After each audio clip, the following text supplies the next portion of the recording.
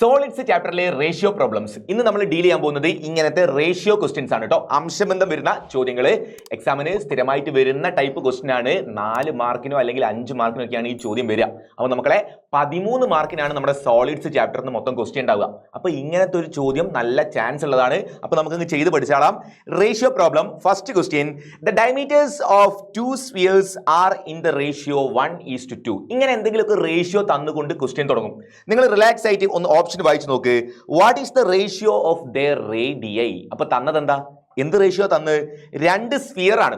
ആദ്യം ഷേപ്പ് എന്താ നോക്കാം. നമ്മൾ കുറെ ഷേപ്പ് പഠിക്കുന്നില്ലേ ചാപ്റ്ററിൽ. അപ്പൊ ഇവിടെ അവർ പറയുന്നത് സ്ഫിയർ ആണ്, ഗോളങ്ങളാണ്, ഗോളങ്ങൾ. 2 ഗോളങ്ങളുടെ വ്യാസങ്ങൾ തമ്മിലുള്ള അംശബന്ധമാണ് 1:2. അങ്ങനെയാണെങ്കിൽ അതിന്റെ റേഡിയസിന്റെ ആരങ്ങൾ തമ്മിലുള്ള അംശബന്ധം എത്രയെന്നാണ് ചോദിക്കുന്നത്. ഒരു ഡൗട്ടും വേണ്ട, ഡയമീറ്റർ എന്ന് പറയുന്നത് റേഡിയസിന്റെ ഡബിളാ. അപ്പൊ ഡയമീറ്ററിന്റെ റേഷ്യോ എങ്ങനെയാണോ മാറുന്നത് അതേപോലെ തന്നെയായിരിക്കും റേഡിയസിന്റെ ഉണ്ടാവുക. ഡയമീറ്ററിന്റെ റേഷ്യോ 1:2 ആണെങ്കിൽ മക്കളെ റേഡിയസിന്റെ റേഷ്യോയും 1:2 തന്നെ ആയിരിക്കും. മാറ്റാൻ നിൽക്കരുതേ.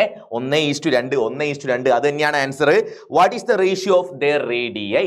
ആരങ്ങൾ തമ്മിലുള്ള അംശബന്ധം 1:2. അപ്പൊ എ ക്വസ്റ്റ്യൻ അവിടെ സോൾവ് ആയി. ബി മുതൽ ഒന്ന് ശ്രദ്ധിക്കുക.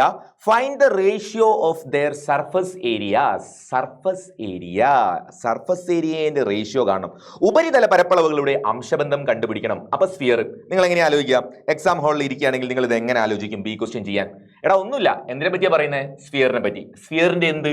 സ്ഫിയറിന്റെ സർഫസ് ഏരിയ. സ്ഫിയറിന്റെ സർഫസ് ഏരിയന്റെ ഇക്വേഷൻ എന്താ ഇക്വേഷൻ? 4πr² അല്ലേ? അപ്പൊ അങ്ങനത്തെ എത്ര എണ്ണം ഉണ്ട്? 2 എണ്ണല്ലേ? അപ്പൊ രണ്ടാമത് ഒന്നുകൂടെ ഉണ്ട്, അടുത്തതും 4πr². ഇങ്ങനെ എഴുതി വെച്ചാൽ 2 കൂടെ വെട്ടിപ്പോവും. അപ്പൊ മാറിപ്പോണ്ട. ഒന്നാമത്തെ ആൾക്ക് ഞാൻ R1 എന്ന് കൊടുക്കുകയാണെ, ഒന്നാമത്തതിന്റെ റേഡിയസ് R1 എന്ന് കൊടുത്തു. അപ്പൊ 4πr² ആണ് ഒന്നാമത്തതിന്റെ ഉപരിതല പരപ്പളവ്. അംശബന്ധമായതുകൊണ്ട് നമ്മൾ നടുവിൽ ഒരു ഈസ്റ്റു എന്നിട്ട് വെച്ചു. രണ്ടാമത്തത് 4πr2 അല്ലേ? രണ്ടാമത്തത് R2 എന്ന് കൊടുത്തൂടെ? അങ്ങനെ എഴുതി നമുക്ക് മുന്നോട്ട് പോയി നോക്കാം. ഇത് ഇനി അടുത്ത സ്റ്റെപ്പിലേക്ക് ചെയ്താൽ നിങ്ങൾക്ക് ആൻസറിൽ എത്തിക്കാം. നമുക്ക് വേണ്ട ആൻസറിലേക്ക് പോവാണ്. ഈസ്റ്റുവിന്റെ 2 ഭാഗത്തും എന്തെങ്കിലും ഒരേപോലെ കാണുന്നുണ്ടോ? 4π ക്യാൻസൽ. 6 വെട്ടിപ്പോണ്ട. അതുകൊണ്ടാണ് ഞാൻ R1 R2 എന്ന് പ്രത്യേകം എഴുതാൻ പറഞ്ഞത്. എല്ലാം കൂടി എഴുതി മൊത്തം വെട്ടിക്കളയരുതേ. ഒന്നാമത്തെ റേഡിയസ് ആണ് R1, രണ്ടാമത്തതാണ് R2. അപ്പൊ നിങ്ങൾ സർഫസ് ഏരിയന്റെ റേഷ്യോ കാണാൻ ഇനി ഇതിലേക്ക് നോക്കിയാൽ മതി. 2 എണ്ണത്തിന് കൂടെ റേഷ്യോ എന്ന് പറഞ്ഞാൽ ഇനിയിപ്പോ ബാക്കി എന്താ ഉള്ളത്? ബാക്കി R1² R2² ചെയ്താൽ നമ്മുടെ ആൻസർ ആയി. അപ്പൊ നമ്മൾ തുടങ്ങിയത് റേഷ്യോ ഓഫ് സർഫസ് ഏരിയ. അപ്പൊ സർഫസ് ഏരിയന്റെ 2 ഇക്വേഷൻ എഴുതി ഈസ്റ്റു എന്ന് എഴുതി വെക്കുക. ഒന്നുമില്ല, അങ്ങനെ എഴുതി വെച്ചാൽ അതിൽ 2 ഭാഗത്തും ഒരേപോലെ ഉള്ളത് ക്യാൻസൽ ചെയ്യുക. ബാക്കി എന്താ ഉള്ളത്? R1² R2² ബാക്കിയുണ്ട്. R1:R2 1:2 അല്ലേ? എ ക്വസ്റ്റ്യൻ നമ്മൾ കണ്ടുപിടിച്ചതല്ലേ റേഡിയസിന്റെ റേഷ്യോ 1:2. അപ്പൊ ഇവിടെ R1² എന്ന് പറഞ്ഞാൽ 1ന്റെ സ്ക്വയർ R2² 2ന്റെ സ്ക്വയർ വരും. എല്ലാം കൂടെ 1:4. 1:4 എന്ന് നമുക്ക് ആൻസർ കിട്ടും. സർഫസ് ഏരിയന്റെ റേഷ്യോ കണ്ടുപിടിച്ചിരിക്കുന്നു. എടാ മനസ്സിലാവുന്നില്ലേ? അങ്ങനെയാണെങ്കിൽ അടുത്ത നോക്ക്. സി ക്വസ്റ്റ്യൻ നോക്കിക്കേ. ഒന്നാമത്തെ ഗോളത്തിന്റെ ഉപരിതല പരപ്പളവ് 10π ചതുരശ്ര സെന്റിമീറ്റർ ആയാൽ രണ്ടാമത്തേതിന്റെ ഉപരിതല പരപ്പളവ് എത്ര? ഫസ്റ്റ് സ്ഫിയറിന്റെ ടോട്ടൽ സർഫസ് ഏരിയ എന്ന് പറയുന്നത് 10π ആണെന്ന് വിചാരിക്കാം. അങ്ങനെയാണെങ്കിൽ സെക്കൻഡ് സ്ഫിയറിന്റെ എന്താണെന്നാണ് ചോദിക്കുന്നത് കേട്ടോ. ഒന്നാമത്തെ തന്നെ യെസ് ഫസ്റ്റ് 1 ആണ് തന്നത്, സെക്കൻഡ് ആണ് ചോദിക്കുന്നത്. നമ്മുടെ കയ്യിൽ അതിന്റെ ആൻസർ കിടക്കുന്നുണ്ടല്ലോ, റേഷ്യോ നമ്മുടെ കയ്യിൽ ഉണ്ടല്ലോ. അപ്പൊ നിങ്ങൾക്ക് എന്താ എഴുതാൻ? ഇതിപ്പോ ചെയ്യാൻ എന്താ പണി? 1:4 അല്ലേ റേഷ്യോ? അപ്പൊ ഒന്നാമത്തെ ആളുടെ 10π ആണെങ്കിൽ അതിന്റെ 4 ഇരട്ടിയല്ലടാ, 1:4 അല്ലേ? മറ്റേത് 40π ഉണ്ടാവൂലേ? നേരെ എഴുതി വെച്ചാൽ പോരെ. ഇനി നിങ്ങൾക്ക് നേരെ എങ്ങനെ എഴുതാൻ കിട്ടുന്നില്ല എന്ന് വിചാരിക്കുക. അപ്പൊ നിങ്ങൾ സാധാ ചെയ്യുന്ന പോലെ നല്ലതുപോലെ എഴുതി വെച്ചാൽ മതി. എങ്ങനെ എഴുതുക? 1:4 പകരം നമുക്ക് 1/4 എന്ന് എഴുതാം. റേഷ്യോ നമുക്ക് ഫ്രാക്ഷൻ ആക്കി എഴുതിക്കൂടെ? ഭിന്നസംഖ്യയാക്കി എഴുതിക്കൂടെ? 1:4 പകരം 1/4 എന്ന് എഴുതി. ഇനി ഒന്നാമത്തേന് കണക്കാക്കി ഒന്നാമത്തെ ആളുടെ ആൻസർ എത്രയാ? 4π ആണ് അല്ലെ? 10π അല്ലെ? 10π ഡിവൈഡഡ് ബൈ രണ്ടാമത്തെ ആൾ നമുക്ക് അറിയത്തില്ല. അറിയാത്ത ആളെ നമുക്ക് ഒഴിച്ചിട്ടേക്കാം. രണ്ടാമത്തെ ആളെ സർഫസ് ഏരിയ നമുക്ക് കണ്ടുപിടിക്കണം. എന്തെങ്കിലും ഒരു ലെറ്റർ എക്സോ അല്ലെങ്കിൽ എസ്സോ എന്ത് വേണമെങ്കിൽ കൊടുത്തോ. രണ്ടാമത്തെ ആളെ സർഫസ് ഏരിയ നമുക്ക് കണ്ടുപിടിക്കണം. ഇനി ഇതൊന്ന് ക്രോസ് ചെയ്താൽ ആൻസർ ആയില്ലേ? ഇത് ഇങ്ങോട്ടും എടുത്തിട്ടാൽ മതി. 1 × x 4 × 10 40π എന്ന് നമുക്ക് ആൻസർ കിട്ടും. അത്രയും സെന്റിമീറ്റർ സ്ക്വയർ ആയിരിക്കും കേട്ടോ. അപ്പൊ നിങ്ങൾക്ക് നേരത്തെ തന്നെ കണ്ടാൽ മനസ്സിലാവുകയാണെങ്കിൽ 1:4 ഒക്കെ നേരെ തന്നെ ചെയ്യാനേ ഉള്ളൂ. ഒരു 2:3 എന്നൊക്കെ വന്നാൽ നമ്മൾ ഒന്ന് ക്രോസ് ചെയ്ത് ചെയ്യുമ്പോഴായിരിക്കും നിങ്ങൾക്ക് പെട്ടെന്ന് എളുപ്പം ആൻസർ കിട്ടുക. അപ്പൊ 2 രീതിയിൽ നമ്മളൊന്ന് പറഞ്ഞു എന്നേ ഉള്ളൂ. സിമ്പിൾ ആക്കി കണ്ടുപിടിക്കുക. എങ്ങനെ ചെയ്യേണ്ടതെന്ന് അറിയാലോ. എന്താണ് തന്നതെന്ന് ആദ്യം നോക്കുക. ഏത് ഷേപ്പാ തന്നത് നോക്കുക. അതിൽ അവർ എന്തൊക്കെ റേഷ്യോ തന്നിട്ടുണ്ട്. ഇനി കാണാൻ പറയുന്നത് എന്തിന്റെ റേഷ്യോ ആണ്. അതിന്റെ ഇക്വേഷൻ എഴുതി ഒരേപോലെ ഉള്ളത് ക്യാൻസൽ ചെയ്ത് ബാക്കി ആൻസർ കൊടുക്കുമ്പോഴത്തേക്ക് നമുക്ക് കിട്ടും. എന്നാ അടുത്ത് നോക്കിയൊക്കെ ഒന്ന് പ്രാക്ടീസ് ചെയ്ത് നോക്കുക. അടുത്തൊരു ക്വസ്റ്റ്യൻ പ്രാക്ടീസ് ചെയ്യാം. ഇത്തവണ സ്ഫിയർ അല്ല, ആളെ മാറ്റിയിട്ടുണ്ട്. The base edges of two square pyramid. സമചതുര സ്തൂപികയാണ് കേട്ടോ. സമചതുര സ്തൂപികയിലാണ് തുടങ്ങുന്നത്. റേഷ്യോ ഒരു റേഷ്യോ അല്ല, 2 റേഷ്യോ ഉണ്ട്. കുറച്ചും കൂടി ഒന്ന് വലുതായിട്ടുണ്ട് ക്വസ്റ്റ്യൻ. നോക്കാം. സ്ഫിയർ ആണെങ്കിൽ എളുപ്പമായിരിക്കും കേട്ടോ. സ്ഫിയർ ആണെങ്കിൽ എന്താ, സ്ഫിയറിൽ ആകെ റേഡിയസ് മാത്രമേ ഉള്ളൂ. മാറ്റുള്ള സാധനം റേഡിയസ് മാത്രമേ ഉള്ളൂ. പൈ കോൺസ്റ്റന്റ് അല്ലേ, പിന്നെ വേറെ എന്തെങ്കിലും ഒരു നമ്പർ അല്ലേ ഉണ്ടാവുക, അവിടെ റേഡിയസ് മാത്രമേ ഉണ്ടാവുള്ളൂ. അപ്പോൾ സ്ഫിയറിന്റെ ക്വസ്റ്റൻ ആയിരിക്കും റേഷ്യോ വന്നാൽ സിമ്പിൾ. സ്ക്വയർ പിരമിഡും അല്ലെങ്കിൽ കോണൊക്കെ വന്നാൽ 2 റേഷ്യോസ് തരും. അപ്പോൾ കുറച്ചും കൂടി ഒന്ന് ചെയ്യാനുണ്ടാവും. കുഴപ്പമൊന്നുമില്ല, നമുക്ക് നോക്കി നോക്കാം. നമ്മൾ പഠിച്ച അതേ സ്റ്റൈൽ തന്നെ പോയി നോക്കാം. 2 സമചതുര സ്തൂപികളുടെ പാദവക്കുകൾ 3:4 എന്ന് പറയുന്ന റേഷ്യോയിലാണ്. അതിന്റെ ഹൈറ്റ് ഉയരങ്ങൾ 5:6 ആണ്. പാദവക്ക് നമ്മൾ ഏത് ലെറ്ററിലാണ് പഠിച്ചത്? എ അല്ലേ? അപ്പൊ പാദവക്കിന്റെ റേഷ്യോ നമുക്ക് A1:A2 എന്ന് കൊടുത്തൂടെ? A1:A2 എത്രയാ ആൻസർ? 3:4 ആണ്. അപ്പൊ ഒന്നാമത്തെ രണ്ടാമത്തെ കൂടെ റേഷ്യോ കിട്ടിയേ. ഇനി അതേപോലെ ഹൈറ്റിന്റെ റേഷ്യോ H1:H2. ഹൈറ്റ് ഒക്കെ മുഴുവൻ വായിച്ചു നോക്കണം കേട്ടോ. സ്ലാങ് ഹൈറ്റ് ആണോ ഹൈറ്റ് ആണോ പറഞ്ഞു നോക്കണേ. ചരിവ് ഉയരമാണോ ഉയരമാണോ? ഉയരം എന്നാണ് പറഞ്ഞത്, അവിടെ H1:H2 കൊടുക്കാം. അതെത്രയാ? 5:6. ഇങ്ങനെ 2 ഡാറ്റ ക്വസ്റ്റ്യൻ പേപ്പറിൽ തന്നിട്ടുണ്ട്. ഒന്ന് ഇങ്ങനെ മാറ്റി വെച്ചു. ഇനി നിങ്ങളൊന്ന് വായിച്ചു നോക്കടാ, നിങ്ങൾക്ക് തന്നെ ചെയ്യാൻ കിട്ടും. ഒന്ന് വായിച്ചു നോക്കിക്കേ. എ ക്വസ്റ്റ്യനിൽ പറയുന്നത് if the base edge of the first pyramid is taken as 3A. ഒന്നാമത്തെ ബേസ് എഡ്ജ് 3A എന്ന് എടുക്കുകയാണെങ്കിൽ രണ്ടാമത്തതിന്റെ ബേസ് എഡ്ജ് എന്തായിരിക്കും? റേഷ്യോ 3:4. അതിൽ ഒന്നാമത്തത് 3A എന്ന് എടുത്താൽ പിന്നെ രണ്ടാമത്തത് എന്താ? 4A എന്ന് എഴുതാൻ നിങ്ങളെ കൊണ്ട് പറ്റൂലേ? സുഖമായിട്ട് എഴുതിക്കൂടെ? സിമ്പിൾ. ഇത് 3A ആണെങ്കിൽ മറ്റേത് 4A. ഇനി ബി ക്വസ്റ്റ്യൻ ഒന്ന് വായിക്കണ്ട, വെറുതെ ഒന്ന് ട്രൈ ചെയ്ത് നോക്കുക. എന്തായാലും അത് തന്നെയായിരിക്കും. എന്തായിരിക്കും? ഒന്ന് 5H ആയിരിക്കും, മറ്റേത് 6H ആയിരിക്കും. നോക്കി നോക്കല്ലേ ക്വസ്റ്റ്യൻ അത് തന്നെയല്ലേ? നോക്കട്ടെ. രണ്ടാമത്തെ സ്തൂപികയുടെ ഉയരം 6H 6H സെന്റിമീറ്റർ എന്നെടുത്താൽ ഒന്നാമത്തെ സ്തൂപികയുടെ ഉയരം എത്ര? രണ്ടാമത്തതിൻ്റെത് 6H ആണെങ്കിൽ ഒന്നാമത്തത് 5H ആണ്. കൊടുത്തൂടെ? അപ്പൊ 2 ക്വസ്റ്റ്യൻ അവിടെ തീർന്നു കിട്ടിയേ. 4A അതേപോലെ 5H, അങ്ങനെ 2 എണ്ണം കഴിഞ്ഞു. സി ക്വസ്റ്റ്യനിൽ പറയുന്നത് എന്താ? സ്തൂപികകളുടെ വ്യാപ്തങ്ങൾ തമ്മിലുള്ള അംശബന്ധം. ഇത് നിങ്ങൾക്ക് ചെയ്യാൻ പറ്റുകയാണെങ്കിൽ ഇനി അങ്ങോട്ടേക്ക് റേഷ്യോ ക്വസ്റ്റ്യൻ ഏത് വന്നാലും നിങ്ങൾ ചെയ്തോളൂ. ചോദ്യം നോക്കണേ. സ്തൂപികകളുടെ വ്യാപ്തങ്ങൾ തമ്മിലുള്ള അംശബന്ധം നമ്മുടെ പിരമിഡിന്റെ വോളിയത്തിന്റെ റേഷ്യോ ആണ് ചോദിച്ചത്. കഴിഞ്ഞ ക്വസ്റ്റ്യനിൽ ഞാൻ നിങ്ങൾക്ക് സർഫസ് ഏരിയന്റെ റേഷ്യോ കാണിച്ചു തന്നില്ലേ? അതേപോലെ വോളിയത്തിന്റെ റേഷ്യോ. ഒന്നാമത്തെ വോളിയം V1 ഈസ്2 റേഷ്യോ ആയതുകൊണ്ട് ഈസ്2. രണ്ടാമത്തെ വോളിയം V2. ഇതാണ് നിങ്ങളോട് കണ്ടുപിടിക്കാൻ പറയുന്നത്. ഇതാണ് നമുക്ക് കാണേണ്ടത്. അപ്പൊ നമ്മൾ കാണാൻ പോകുന്നത് എങ്ങനെയാ നോക്കണേ. V1 എന്ന് പറഞ്ഞാൽ വോളിയം 1. വോളിയത്തിന്റെ ഇക്വേഷൻ എന്താ? ആദ്യം ഷേപ്പ് എന്താ? Shape square pyramid. അപ്പൊ വോളിയത്തിന്റെ ഇക്വേഷനോ 1/3A²H ഇങ്ങനെയല്ലേ വരിക. അത് കഴിഞ്ഞ് ഈസ്2 നോക്കണേ. V2 വീണ്ടും വോളിയം, രണ്ടാമത്തെ വോളിയം, അതും പിരമിഡ് തന്നെയല്ലേ. അപ്പൊ 1/3A²H തന്നെ. ഇങ്ങനെ എഴുതി വെച്ച എന്തോ ഒരു പ്രശ്നം ഉണ്ടെന്ന് അറിയാലോ. എന്താ പ്രശ്നം? രണ്ടും കൂടെ മൊത്തം വെട്ടി തീർന്നു, അതുകൊണ്ട് ഒരു ചേഞ്ച് ഉണ്ട്.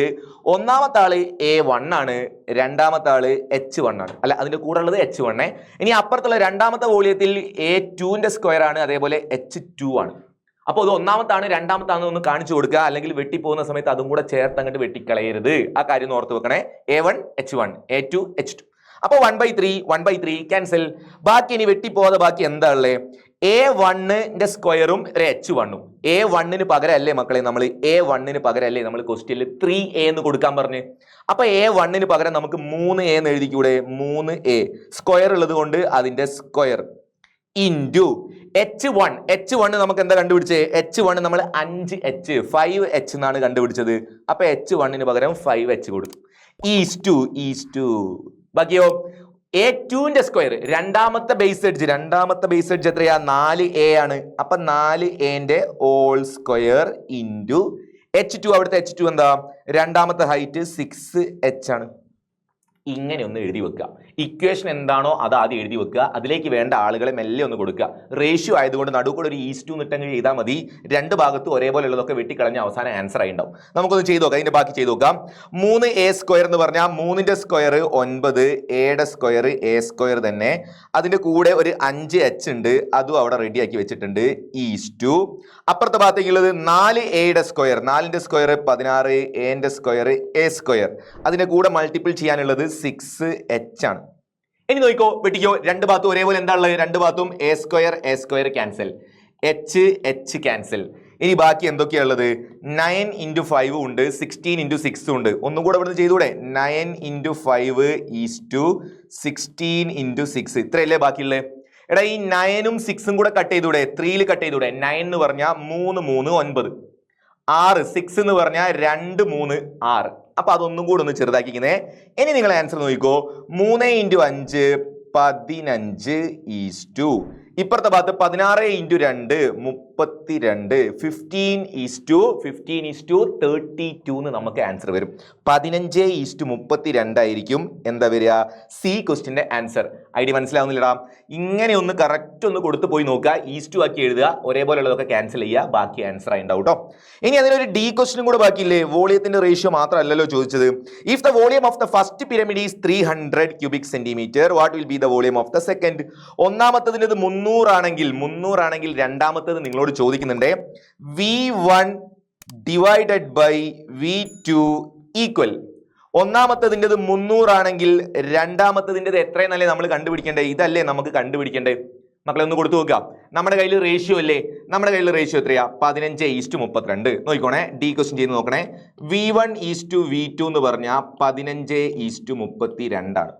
ഈ ഈസ്റ്റു എഴുതുന്നതിന് പകരം നിങ്ങൾക്ക് ഫ്രാക്ഷൻ ആക്കി എഴുതി കൂടെ? അപ്പൊ V1 ബൈ V2 എന്ന് പറഞ്ഞാലും 15/32 ആണ്. V1 ഒന്നാമത്തതിന്റെ വോളിയം തന്നിട്ടുണ്ട് 300 ആണ്, 300 ആണ്. അപ്പൊ ഒന്നാമത്തത് 300 എന്ന് എഴുതി, ഡിവൈഡഡ് ബൈ V2 ചെയ്താൽ 15/32. ഇനി V2 കണ്ടുപിടിക്കാൻ എന്താ ചെയ്യേണ്ടത്? ഒന്ന് അങ്ങോട്ടും ഇങ്ങോട്ടും എടുത്തിട്ട് ക്രോസ് ചെയ്താൽ പോരെ, നമുക്ക് ആൻസർ ആവൂലേ? എന്താ വരിക? 300 × 32 ഈക്വൽ V2 × 15. ഒറ്റ സ്റ്റെപ്പിലും കൂടെ ആൻസർ എത്തിണ്ടാവും. ആ ×15 ഇപ്പുറത്തേക്ക് ഇട്ട് ഡിവൈഡ് ചെയ്താൽ ആൻസർ ആയേ. അപ്പൊ നമ്മുടെ ഫൈനൽ ആൻസറിലേക്ക് വേണ്ടത് ഇവിടെ ചെയ്യുന്നുണ്ട്. ബാക്കി എന്താ വേണ്ടത്? V2 കണ്ടുപിടിക്കാൻ 300 × 32 ഡിവൈഡഡ് ബൈ 15. ഇത് സോൾവ് ചെയ്താൽ ആൻസർ കിട്ടും. ഡിവൈഡ് ചെയ്യാൻ വലിയ പണിയൊന്നുമില്ല. ഇവിടെ 30 300 അല്ലേ? 15ൽ ഒരു 15, 30ൽ 2 15, അപ്പൊ ഇവിടെ 20 ആവുമല്ലോ. ഇനി 20 × 32 ചെയ്താൽ നിങ്ങൾക്ക് ആൻസർ ആയി ഉണ്ടാവും. അപ്പൊ 2 × 32 ആദ്യം ചെയ്ത് നോക്കുക. 2 2 4, 2 3 6, ഒരു 0 കൂടെ ഉണ്ട്, 640 കിട്ടും. 640 യൂണിറ്റിന്റെ സെന്റിമീറ്റർ ക്യൂബ് വോളിയമാണ്. 640 സെന്റിമീറ്റർ ക്യൂബ് ആയിരിക്കും ആൻസർ.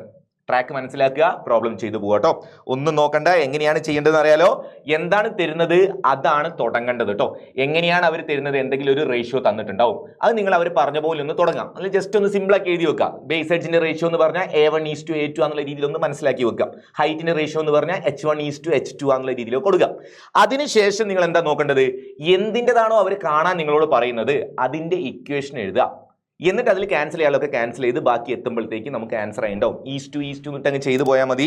നിങ്ങൾക്ക് വേണ്ട ആൻസറിലേക്ക് സിമ്പിൾ ആയിട്ട് എത്തിക്കാൻ പറ്റും കേട്ടോ.